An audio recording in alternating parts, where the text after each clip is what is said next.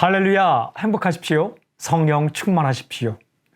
오늘 큐티 본문은 욥기 6장 1절부터 13절까지입니다. 그 가운데 10절 말씀. 그러할지라도 내가 오히려 위로를 받고 그칠 줄 모르는 고통 가운데서도 기뻐하는 것은 내가 거룩하신 이의 말씀을 거역하지 아니하였음이라. 오늘 이 구절은 욥이 하는 말입니다. 이렇게 시작합니다.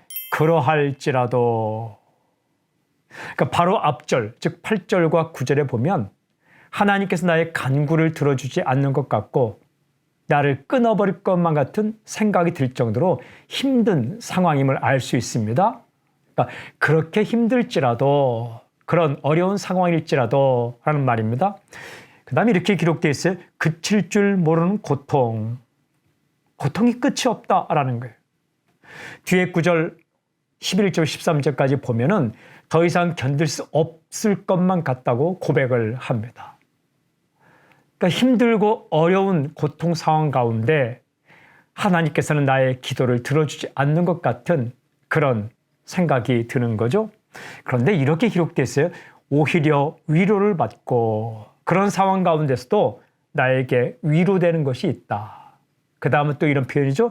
기뻐하는 것은 내가 기뻐하는 것이 있습니다. 라는 고백입니다. 이렇게 어려운 상황 가운데 내가 위로를 받고 기뻐하는 것이 있습니다. 그것이 무엇입니까? 정확하게 이렇게 기록되어 있습니다. 내가 거룩하신 이의 말씀을 거역하지 아니하였음이라. 하나님의 말씀을 붙들었습니다. 거룩하신 이의 말씀, 즉 하나님의 말씀을 지켰다고 고백합니다. 이것이 위로가 되었고 이것이 고통 가운데서도 누릴 수 있는 기쁨이라고 고백을 합니다. 제가 이런 생각이 들었습니다. 상황이 힘들더라도 말씀을 붙들어야겠구나. 상황이 힘들수록 더욱더 말씀을 붙들어야겠구나. 오늘 메시지, 상황이 힘들수록 더욱더 힘써 말씀을 붙들라. 상황이 힘들수록 더욱더 힘써 말씀을 붙들라. 그렇습니다. 말씀을 붙잡으십시오. 상황이 힘들어도 말씀을 붙잡으십시오. 상황이 힘들수록 더욱더 평소보다 힘을 다해 말씀을 가까이 하십시오. 말씀 속에 위로가 있습니다. 말씀 속에 기쁨이 있습니다. 하나님의 말씀을 들어야 삽니다. 더욱더 하나님 말씀에 귀를 기울이시고 말씀 시간을 확보하십시오. 그리고 말씀 앞에 엎드려 하나님의 음성에 귀를 기울일 때 당신의 영혼 가운데 위로가 있을 것입니다. 그리고 세상에서 오지 않는 기쁨이 솟아나게 될 것입니다.